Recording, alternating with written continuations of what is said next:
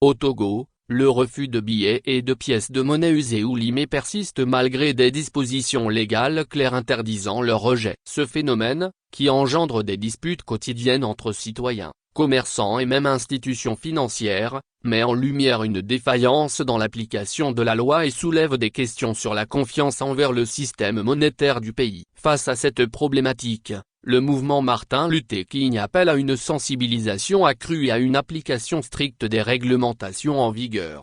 Togo, affaire des billets et pièces de monnaie usées ou limées, les disputes et les bagarres persistent malgré la loi. Au Togo, un phénomène préoccupant continue de troubler les transactions quotidiennes. Les billets de banque et les pièces de monnaie usées ou limées sont à l'origine de disputes récurrentes, voire de bagarres, entre citoyens. Ce constat est d'autant plus alarmant que ces moyens de paiement, bien que détériorés, sont souvent refusés non seulement par des commerçants ou des particuliers, mais aussi, de manière surprenante, par certaines institutions financières du pays. Cette pratique, bien qu'illégale, semble s'enraciner dans les habitudes, malgré les mises en garde répétées de la Banque centrale des États de l'Afrique de l'Ouest, BCAO.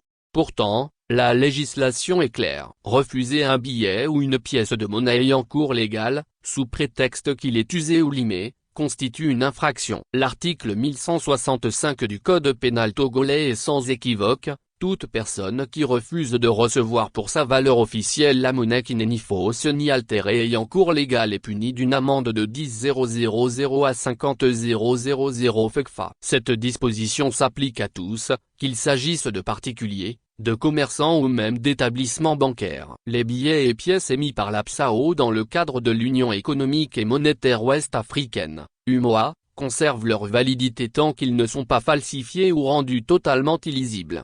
Face à cette situation, le mouvement Martin Luther King, MMLK, surnommé la Voix des Sans-Voix, monte au créneau pour sensibiliser la population. Selon cette organisation, il est impératif que les usagers comprennent leur obligation d'accepter ces moyens de paiement légaux. Le billet ou la pièce en lui-même ne nous appartient pas, seule sa valeur nous concerne, souligne le MMLK. En d'autres termes, l'état physique d'une monnaie ne doit pas primer sur sa fonction essentielle, servir de moyen d'échange reconnu par la loi.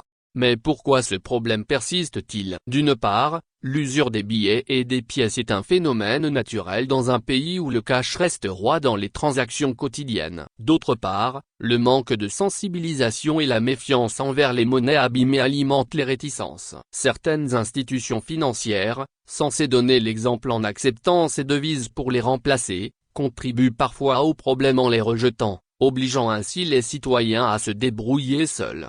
Le MMLK appelle donc à une prise de conscience collective et à une application stricte de la loi. Il invite également la BCEAO et les autorités togolaises à intensifier les campagnes d'information et à mettre en place des mécanismes accessibles pour le remplacement des monnaies détériorées. Car au-delà des querelles, c'est la confiance dans notre système monétaire qui est en jeu. Lomé, le 11 mars 2025. Mouvement Martin Luther King, MMLK, moins la voix des sans-voix. Actualité, faits divers, feature pays, société.